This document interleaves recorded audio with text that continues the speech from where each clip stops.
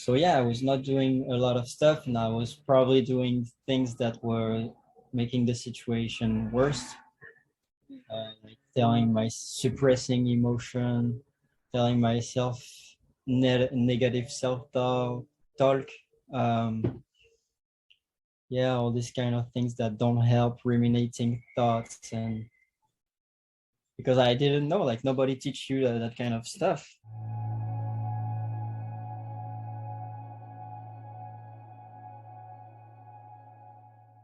Hey, welcome back to Normalize the Conversation. Today I'm here with Ryan Borne, filmmaker and photographer, raising awareness internationally on why we should save the ocean. Ryan, thank you so much for joining me today and for wanting to share your story with us. How are you really? First of all, thank you very much for having me. It's a pleasure, and I really want to have like I'm really grateful to have these opportunities now, like to share my story, and I think it can help a lot of people. And I'm feeling pretty good right now. Um, yeah, I've been going through a lot of growth, emotional growth, spiritual growth, a lot of stuff. Even like this past weekend, uh, very interesting experiences. But yeah, I'm good. I'm feeling good. I'm excited for what's coming next. I'm excited to be here. Yeah, it's gonna be cool. I am so glad that you're feeling good and you're experiencing so much growth in so many different avenues and areas because Yeah. that's where true change happens. That's where the Yeah. awareness or self-awareness or self-care or self-love all stems from, is that process of growth. So I'm really happy for you. And can you tell us a little bit about your mental health journey? Oh my God. There's so much. Um, Actually, I recorded a podcast last week, and that's where I realized how dense, how much things, and so I got lost into trying to tell everything. So yeah, I would love to dive into every single bit of it, but it would take probably like 10, 20 hours. But yeah, if you have anything specific in mind, maybe we can dive into it. But long story short, it's been a process. I've been going through the highest, like I've experienced like the high of the high, the low of the low, maybe even more low for now than the high, but very interesting experience in both cases. And yeah, I learned a lot along the way, and I think I see so much conversation and things that I feel the responsibility to share, especially for young people, because yeah, I think there's stuff that we don't talk about, and it's important, and there's no shame in it. It's actually like the opposite. Should be proud of it. So yeah, if you want to know any specific things, let's We dive into should it. we should be proud of our journey and everything we go through because we're still standing. We're going through it and we're pushing through it and we're coming out the other end a little bit stronger each time. So you Yeah. mentioned these highs and these lows. Can you tell me like an example of what the highs look like and what the lows look like so people could get kind of like a sense? Yeah. Yeah, so the high of the high, the highest. Uh I think it was like falling in love for sure. The most powerful. I've been lucky to do very powerful things in my life, and things that not a lot of people have the chance to experience. Like a amazing time in the ocean with creatures like such as tiger sharks, which are my favorite, or like visiting these incredible places. And so this is definitely like very, very high, and it's amazing. But the falling in love for sure is the highest. It sounds like you Uh, really did have great experience, and love can be such an amazing up. You kind of feel on mhm, top of the world and like everything's okay, but when that low hits, it's just even more devastating. for sure.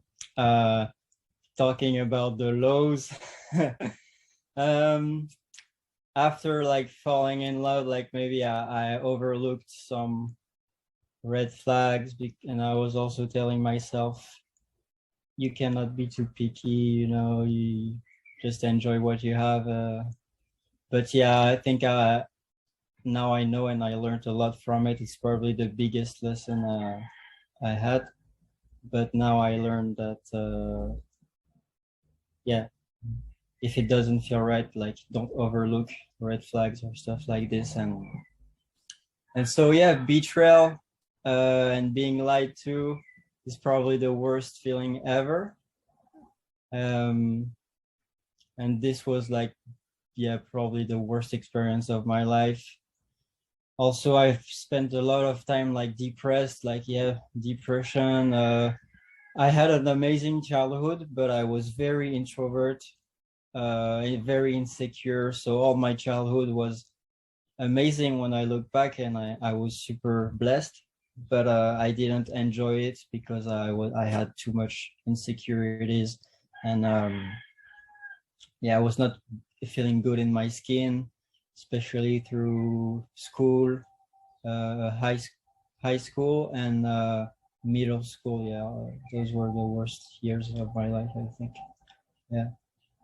It sounds like you really went through a lot, and focusing in on those insecurities from high school and middle school, like you said, a lot of times I find, especially with men, we don't want to talk about insecurities.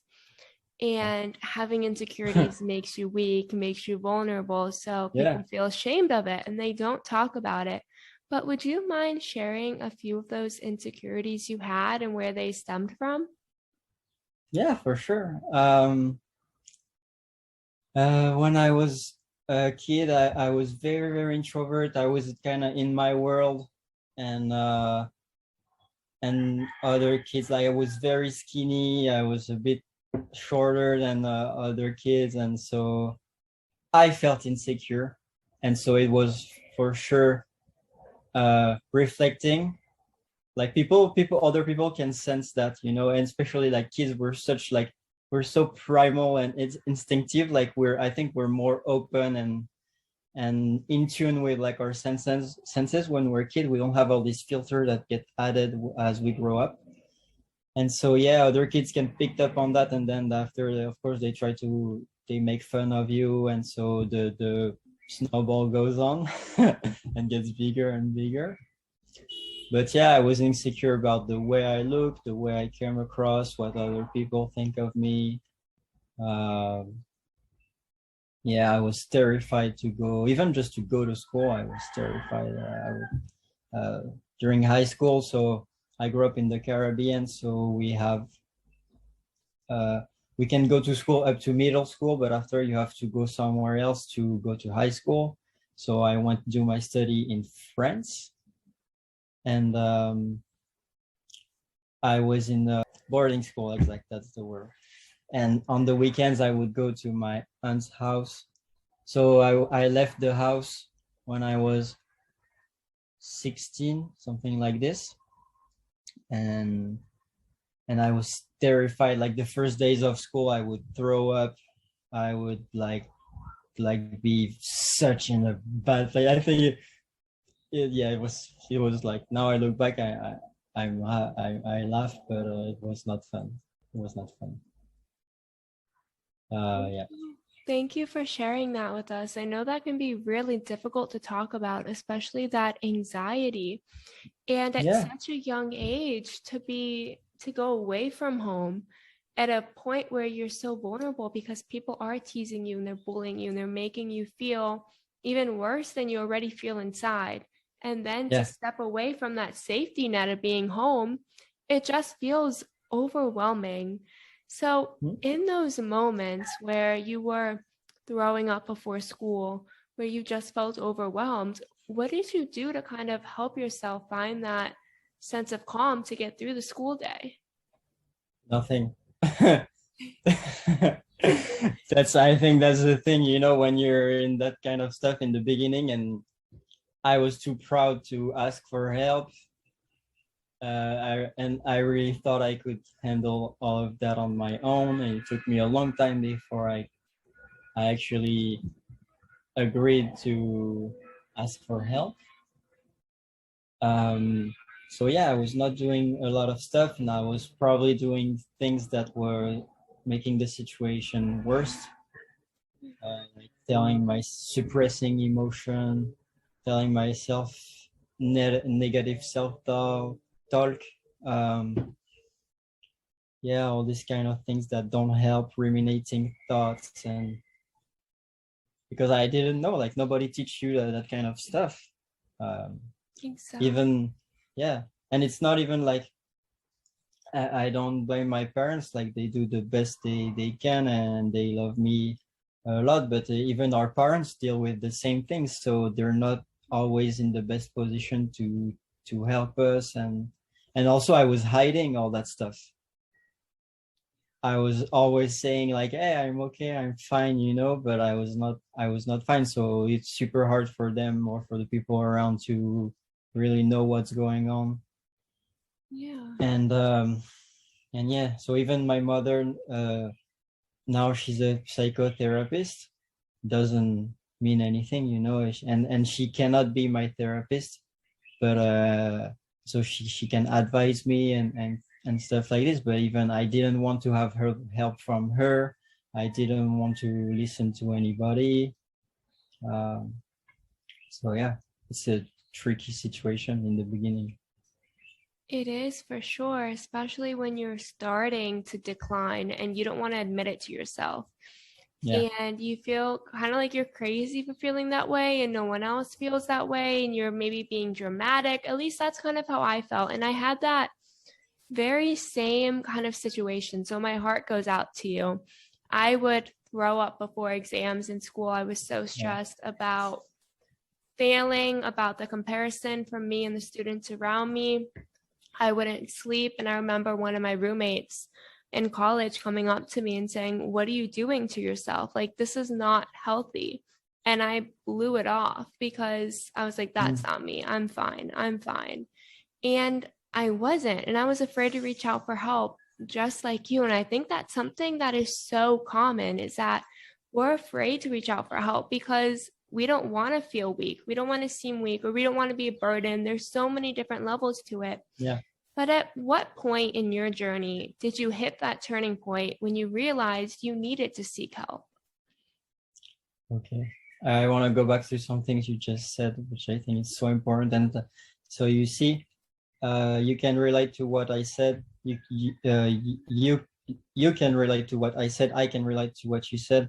And if we never talk about it and share it, that's not helping anything. So that's why I think it's so powerful and important, like to have this kind of conversation and make them public.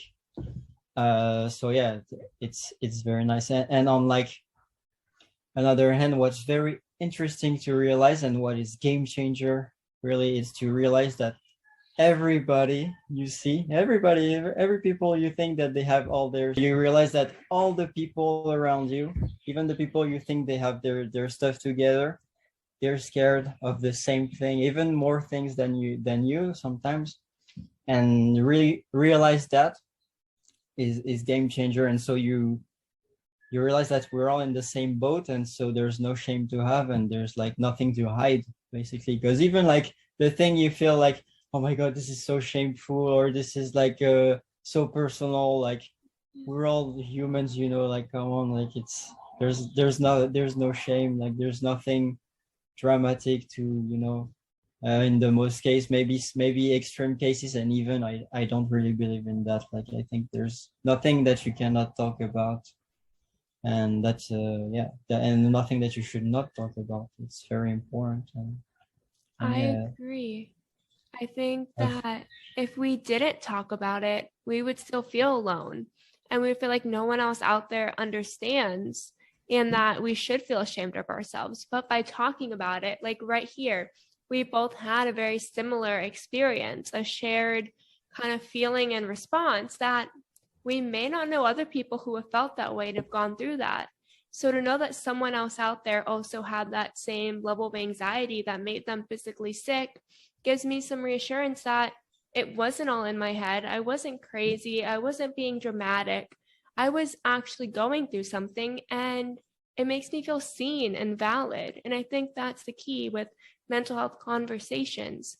It makes you feel seen and understood. And for the first time, like, you're not the only one in the world going through this. Yeah, for sure. Exactly. So let's go back to that point in your journey when you realized you needed to seek help. What was that point?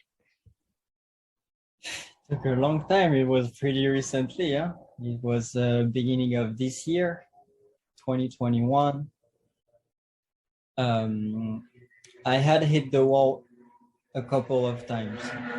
Uh, so the things that I'm most grateful for my age is to have so young, like first of all, realized a lot of my dream in because it's amazing, but also to realize that it's not what's gonna bring you.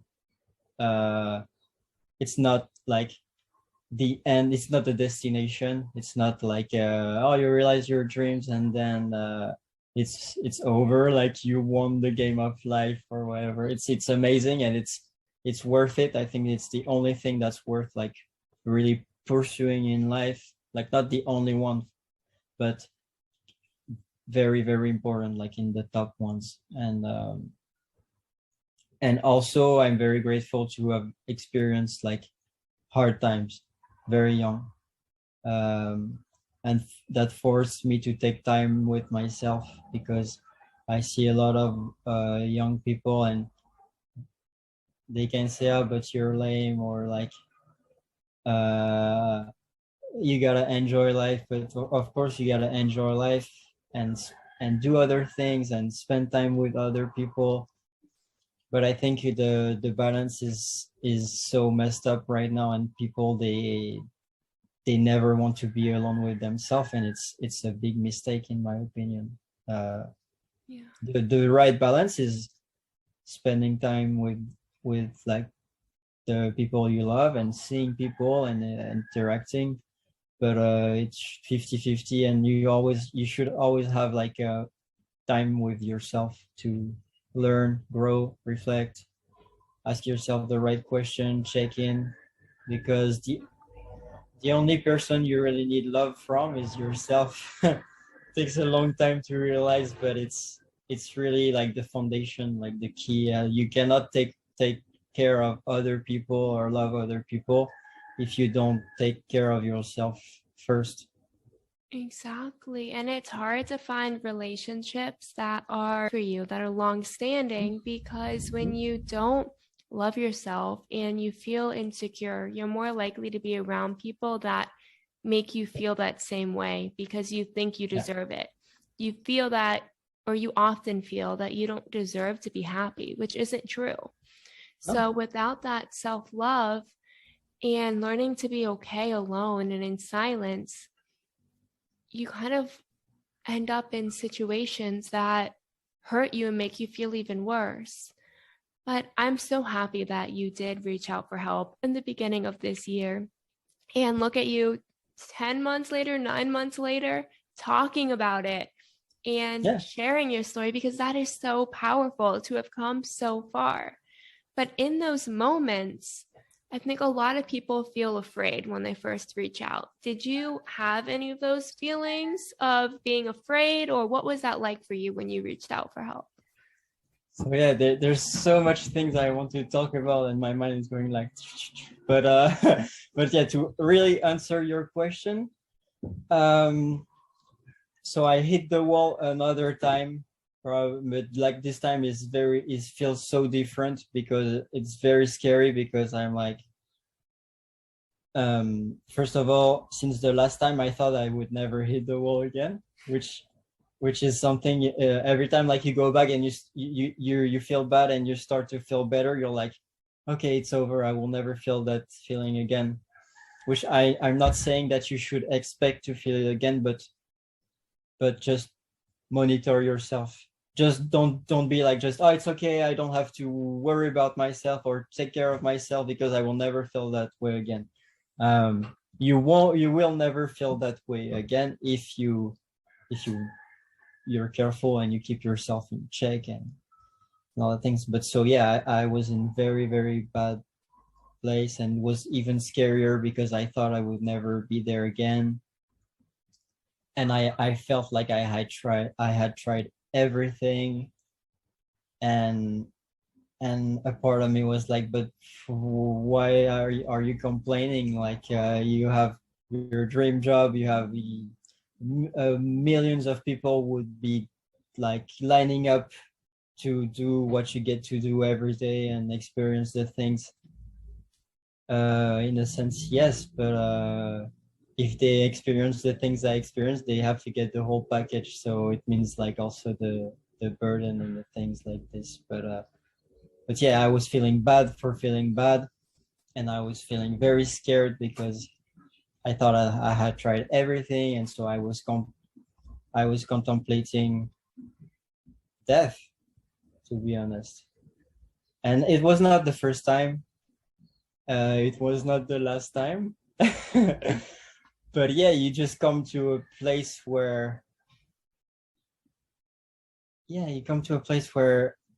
it's not even, you're just tired, and I don't have limiting or negative belief about death.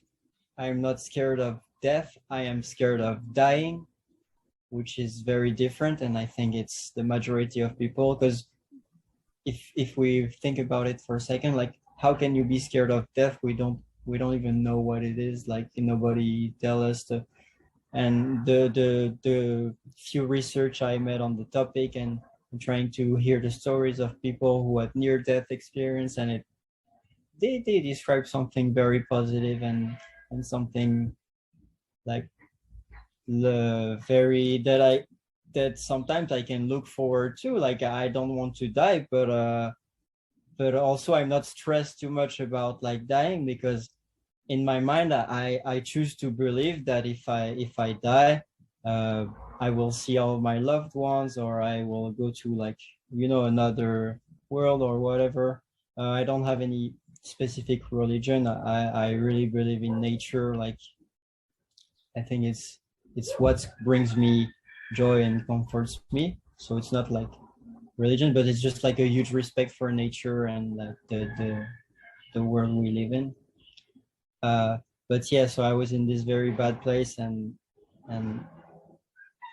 I was like, and then my mother now, she knows that sometimes I'm not feeling well, and all the people around me, they knew, because now I was not hiding it, because I had done a lot of work on myself, and I was more open and vulnerable. Like, I was okay to share and to show my feelings,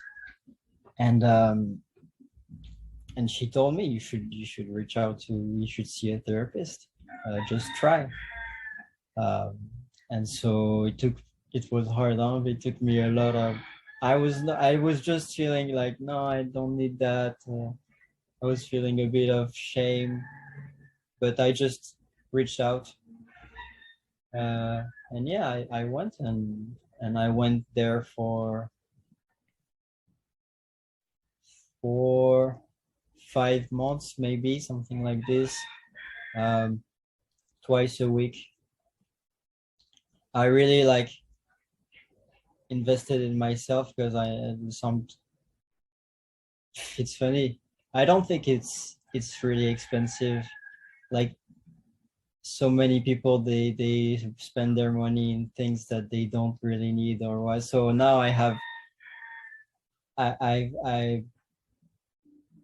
no problem investing in myself, and I think everyone should invest in themselves, and like, don't, like, you can always like remove some pleasure, or like buy less stuff, or and invest money into yourself and your well-being, because I think it's the key. So I went there for 4 or 5 months, and it helped me a lot. I'm not gonna say it's doing everything. Like, people have to take the responsibility. Like it's not the wrong way to approach it. Is like, I'm gonna go to the therapist and he's gonna take care, or she's gonna take care of all my problems, and so I don't have to worry about it. No, the person there, the therapist, is just here to guide you and help you do your own work to get better. He's not gonna solve, like, he's another human being. He has also stuff to deal with and other problems, you know, but he's here to guide you and help you do your own work, because at the end of the day, you have, like, it's yourself. You have to take the responsibility and do the work. No one's gonna do it for you. Exactly. No one's going to do the work for you. And thank you for sharing all of that with us. First of all, it is so important that you brought up getting to that feeling again and thinking you're never going to feel that way again, because you may feel that way again. And that doesn't mean that something's wrong with you, or that you haven't grown or haven't healed at all or haven't moved forward. It just means that you're human, and certain situations or experiences or memories can trigger those feelings again. A lot can trigger it. Sometimes you might not even know what triggered it, and that is okay. I think a lot of us have this idea that we go in for help when we're feeling low, and then we're suddenly going to feel better and things are starting to look up a little bit, and we're never going to feel that way again. So we don't have to continue anymore. We feel better. We don't need therapy anymore. We don't need self-care. We don't need any of it. But that's not true.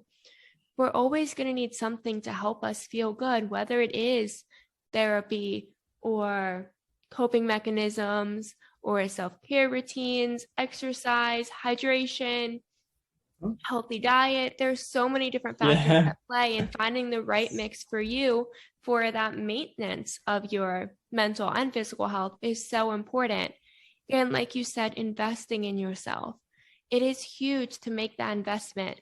A lot of people may not be able to afford that investment or access it due to long wait times or lack of infrastructure that supports finding a therapist. But you can invest time. You can't invest the money, invest the time. Make some time in the morning or at night, or even a minute during your day, and practice deep breathing. Get a journal and write it down. Follow different accounts on social media, maybe some therapists who give you insight and resources. Reach out to the crisis hotlines. Those are all free things that you can do to help yourself, to be there for yourself, to show up for yourself. Because if we aren't there for ourselves, no one can be. Even our therapists, like you said, they're a guide. They can't do the work for you. Only you can do it. So you have to make the time. Exactly. Beautifully resumed. So let's dive deeper into your recovery. You said you went to therapy twice a week. What did you really learn in therapy? What tools did you use outside of therapy that have helped you get to this point? That's a tough question. Right now, like this, I don't really know. I'm gonna be very honest. Like, it's different for every person, but I think therapy helped me a lot. But it was not what helped me the most, I think. But it helped me a lot. Don't get me wrong. It was very. I needed it. It was. I could not have done without it. But it's not what was game changer for me, and really got me out of it.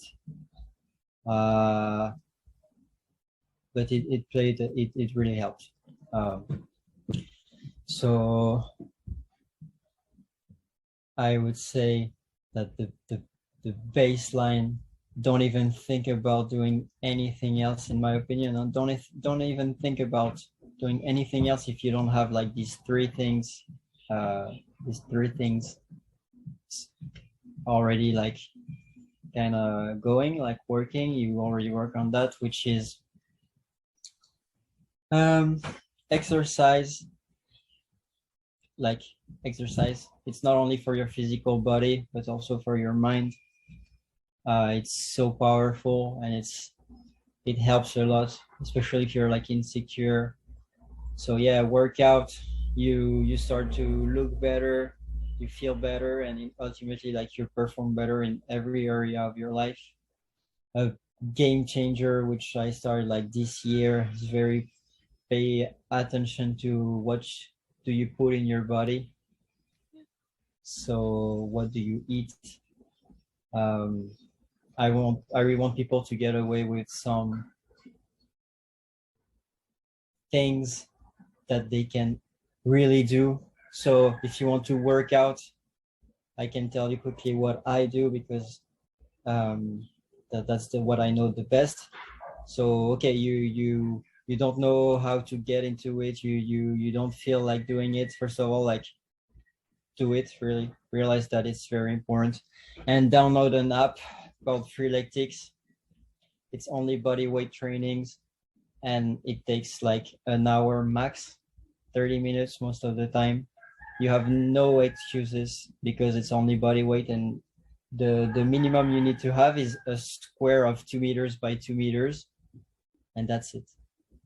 Take care of your physical health, and you're gonna and after even like you start looking better, and it's like a snowball effect. Like it starts like infusing all these area of your life. You're less insecure about the way you look, about all the things. Like, yeah, it's one of the pillar. The other one is, pay attention to what are you putting into your body. We tend to overlook that, but it's actually, I would say, the most important, the foundation. Like, if you don't breathe, you die. So that's another topic we can talk about for hours, but breathing is so important, and being aware of how you breathe, and being careful of that. But if you don't eat or drink, you die also. So it's the fuel for your body. And it's pretty logic. The quality of the fuel you put in your body will define the quality of like your life in the end. And it's crazy because our society is not designed in for well-being, and it's clearly not the priority. And I think it's clear that it's like to maximize profit, which is not good or bad, but we're not here to debate that. We're just here to realize that, acknowledge it, and yeah, come to the conclusion that the truth is, society is not designed for our well-being. So all the food that are easy to get, that are very accessible and marketed very hard, are not healthy for you. If I had to break this down into one sentence, if you want to take care of your eating, like if you want to get your nutrition sorted out, if I resume everything all the research, the learning I've made on like the microbiome, the gut health, nutrition for sports and all that stuff, is eat, first of all, eat locally from a sustainable standpoint, but it's going to be better for your health. Also, eat locally. If you eat far from the ocean, I'm sorry, but there's no point of eating fish that come from the ocean. You can eat maybe local fish from the river or a lake, if you have this near you. Yeah, eat locally. Adapt yourself to where you are, but very important is eat a majority of plant. I'm not saying you go vegan. I'm not for extreme veganism. I think there's a good balance to have. I want to have the best of every world, but eat a majority, like majority of plant, and a big diversity of plant. Also, eat a lot of fiber. Um, Game changer, very important. If you want to know all the why of the how, and there's like incredible podcasts and scientists talking about it, I'm not the person to discuss all of that, but I can tell you from my experience, and I tried it, and from all the research I've made, I try to synthesize everything for the people. So yeah, it's break it down to the simple steps.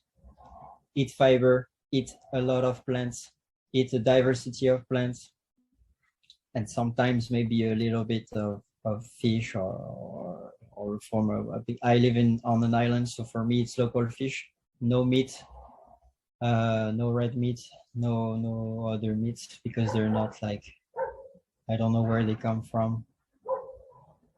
Yeah, I think this is so important. It affects the quality of your thinking, and the quality of your thinking, you're gonna take better decision, make better action, and your life is gonna turn better just by taking care of what you eat. And I think now we make a big mistake. We think eating is about enjoying. It's first of all about like putting fuel into our body, and of course like tasting for it to taste good, and it's important, but it's not the priority. And I think we have to relearn some of that things. On the eating, yeah, lots of fruits, plants.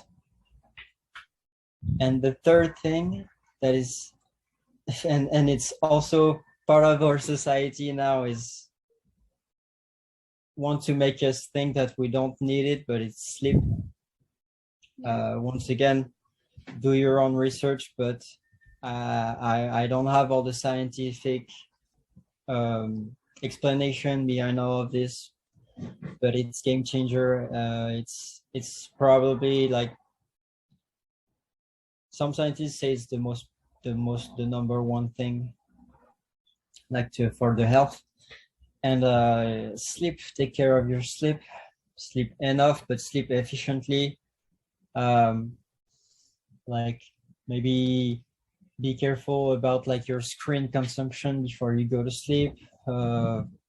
Yeah, try to get your sleep sorted out. It's important that I break them down here, and if for people to listen, I think they really have to realize that it's like the foundation, and from a sane foundation, you can ask for help, start doing the work, and it's gonna make the whole process a lot easier.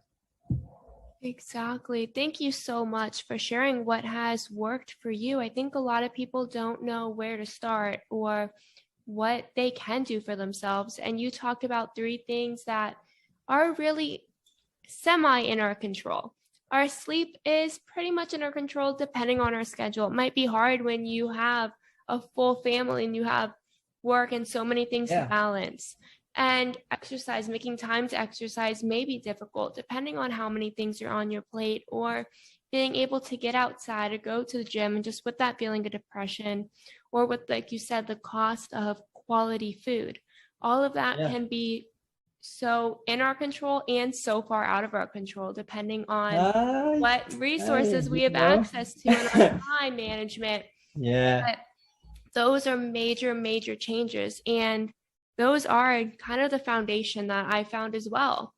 For me, exercise is an amazing way to reduce my stress. When I get really upset, when I get really angry, when I get really overwhelmed, just running. And a lot of people don't like to run, but even if you walk for 5 minutes and just move your body, give your body a chance to release some energy, it can be very powerful. And I love what you said about food and what you put in your body. I'm a huge advocate for paying attention to what you put in, on, and around your body. Your environment can affect your mood and your mental health. And it's so important to realize that how we fuel our body is how we take care of ourselves. Our body's our home.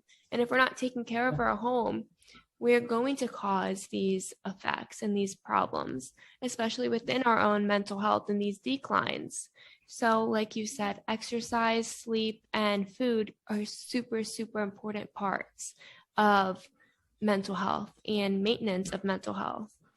So I am curious, you've talked a lot about all of this information you've learned and about your story, but now that you know all of this, if you could go back in time to one moment in your life where your mental health was really on the decline, what would you tell yourself in that moment, knowing what you know now?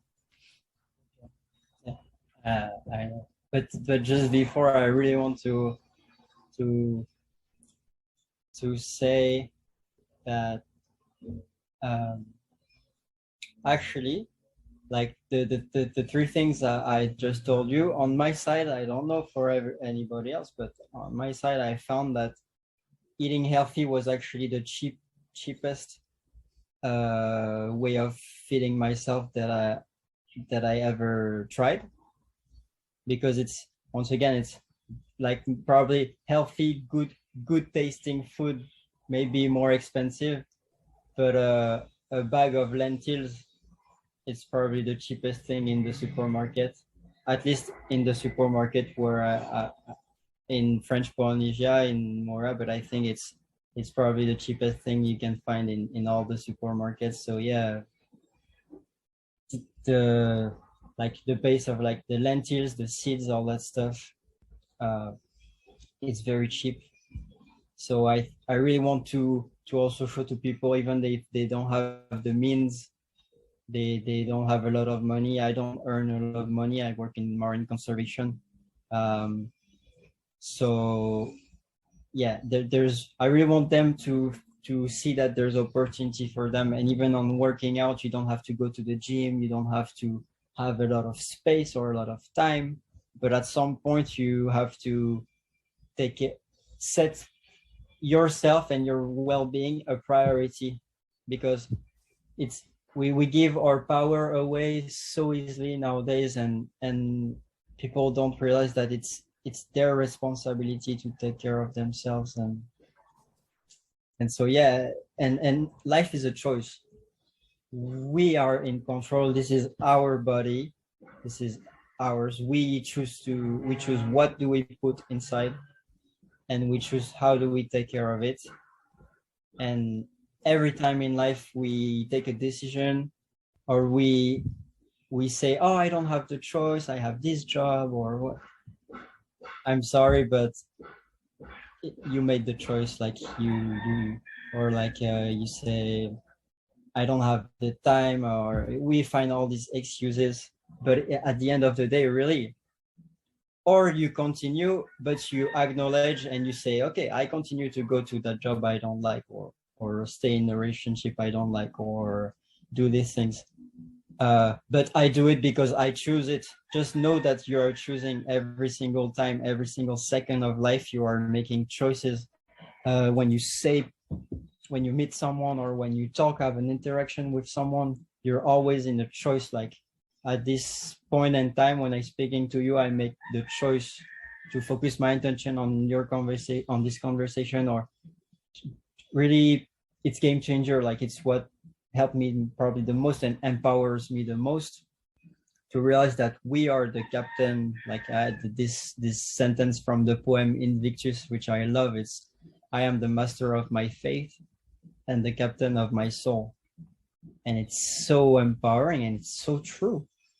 We really have to take the responsibility and take ownership for where we are, and know that nobody's gonna come save us. We have to do the things. And so even like on the workout side, like you just need a 2 meter square by 2 meter, and you just do burpees, push-ups, whatever, get your body running, take care of your body. Yeah. So yeah, it's just to show people that they can say, like, I don't have the time to work out, I have all that job or that thing, or I don't have the means to eat healthy, or I don't have the time to sleep. You're just not making the room for it to happen. And sometimes it's hard. Like making choice is hard, because it's a choice. You have to say, when you say yes to something, you say no to other things. And sometimes it can be no to fun things, but because we have to also learn to to manage the relationship of pleasures. And I think now it's so imbalanced. Like we have to be aware of how do we regulate our pleasure intake, and those so-called pleasure that we have in that society tells us that they are pleasure, but I don't believe in that. You really have to ask yourself and know yourself, and don't let society tells you what you need or what you should do, and that's why you need to spend time alone, is to ask yourself those questions and do things because you really want it in you, and starting to dig out the most authentic person, the most authentic version of yourself. Because people are always like, I want to be unique. We're all already kind of unique, but not that much if we're caught up into society and the standards it try to implement on us. And I'm going to speak from a artist side, but like for any aspiring artist, it's the big question is, how can I stand out? How can I do things differently? It's so hard because there's the industry or is so crowded. There's so many people doing photography or drawing or music. But what they're missing is that they have to spend some time with themselves, try to know themselves, because themselves is unique, and the most authentic version of themselves, which you find through self learning and do the work on yourself. This most authentic version of yourself is the only thing that you have to offer. It's the only thing that you have to offer. All the other people have 2 hands and 2 arms, for the most people, of course. I don't discriminate, but yeah, the only thing you have to offer, and not only for artists, but it's just that artists can really relate to that, is your most authentic self and most vulnerable self and most honest self and most open self, because it's the only thing that's going to stand out. You're the only one with this journey and all these experiences and this combination of things. You're the story, basically. So yeah, sorry, it was a bit off your question, but I think it was so important to share. Very, very important. It's something that I'm working on right now, and I really realized, like, recently, this topic of like taking responsibility. And there's other stuff I can add, but I want to go back to your question, and if we have time, I can continue on that later. So first of all, thank you for sharing all that, because it is so important. Authenticity is the root of who we are and who we want to be, and what energy we put out into the world, and how we affect other people. And going back to what you said about choices, we are constantly making choices, and saying yes to one thing is saying no to something else. And I hope for everyone listening, you start to make choices with intention, that you're listening to yourself, that you're becoming aware of the choices you're making, and you're always making the choice to prioritize your mental health, because your mental health is important. You are important. We are running out of time, but before we wrap up, what is that one thing you would like to, if you could go back in time to a moment where your mental health was declining, and having all the knowledge you have now, what would you tell yourself? It's one thing. One thing. Okay, but if I only have one thing to say, I cannot really explain anything. So I would just grab that little buddy, hug him, and tell him, bro, get ready, because it's not gonna be easy, but it's gonna be worth it for sure. You're gonna learn a lot of stuff. But yeah, if I only can tell him one thing, that's only, yeah, don't give up.